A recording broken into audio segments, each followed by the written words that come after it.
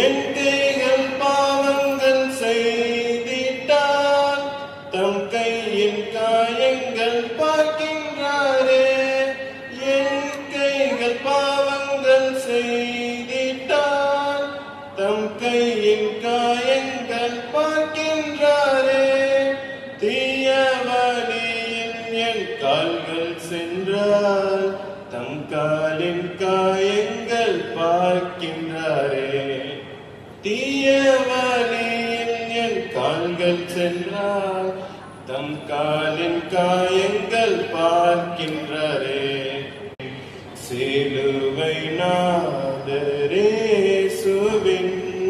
பேரொளி வீசிடும் தூய கண்கள் என்னை நோக்கி பார்க்கின்றன, தம் காயங்களையும் பார்க்கின்றன.